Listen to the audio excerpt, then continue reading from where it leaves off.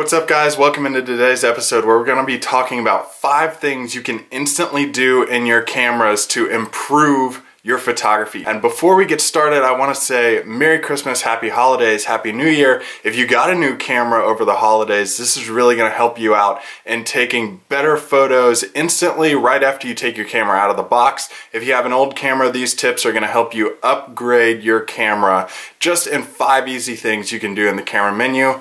Cue intro.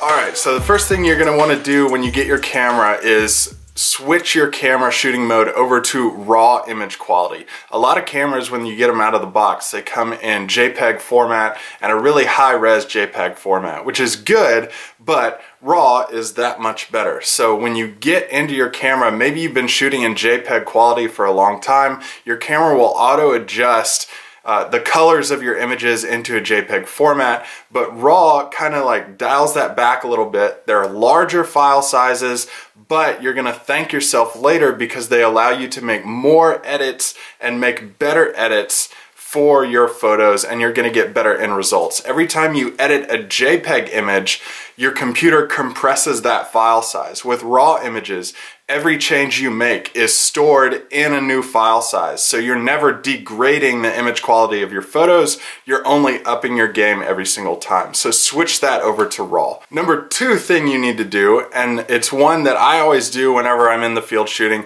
is use your display mode to show a histogram whenever you're taking photos. Some cameras display the histogram right over the LCD screen of whatever you're trying to shoot. If you use the LCD screen or if you use the viewfinder, you can have it up on there too. But the histogram shows you exactly where the light is coming in. It shows you peaks and highlights, peaks and shadows, if you're overexposed, if you're underexposed in certain areas. The histogram is a huge tool to use if you're trying to see exactly what's over and underexposed.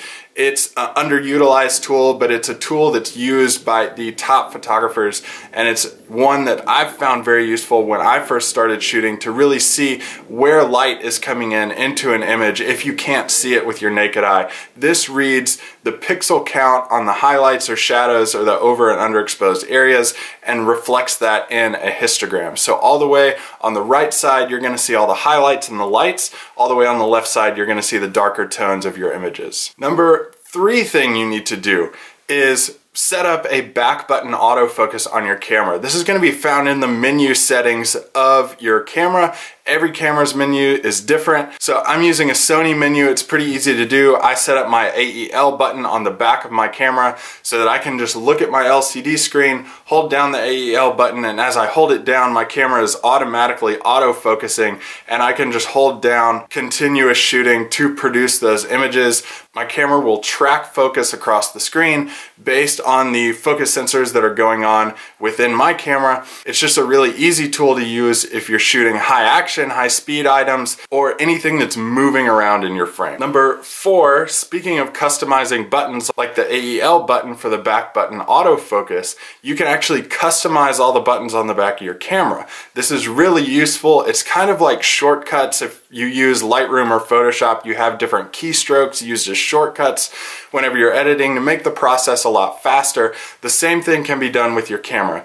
Based on what you want to bring up, say you want to change the display, you can set a display button. Let's say you want to change the ISO, you can set the right button on your keypad on the back of the camera to bring up the ISO options. You can do so many different things with the buttons on the back of your camera, and every button usually can be set to be customized. You might also have customizable buttons on your camera like C1, C2. All these things can be changed in your camera menu.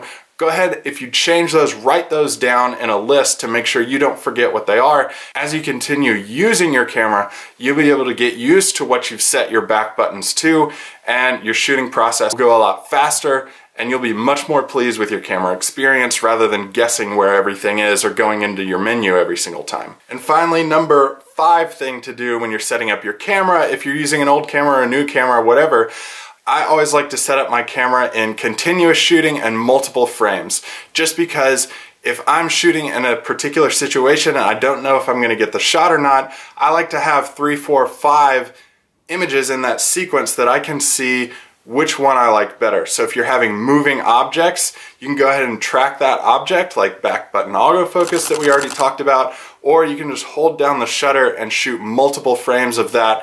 Whatever frame per second you have, you're gonna get more options of photos if you just set that up in multiple frame mode and hold down the shutter and shoot that item as it goes across your frame. This is also useful in like landscape photography, just to make sure if you hold that down, your first shutter click might cause a little camera shake. If you just continue holding that down, it might stabilize the shake on your camera and you have more options to see, well, maybe my camera was a little bit more still on this shot versus a different one. These are things that you need to set up in your camera to make your camera even better. And go ahead and subscribe below for more tips like this on how you can improve your own photography and set up your images for success later. Thanks so much. Happy New Year, you guys. I can't wait to see the images that you produce. It's going to be an awesome year in 2018.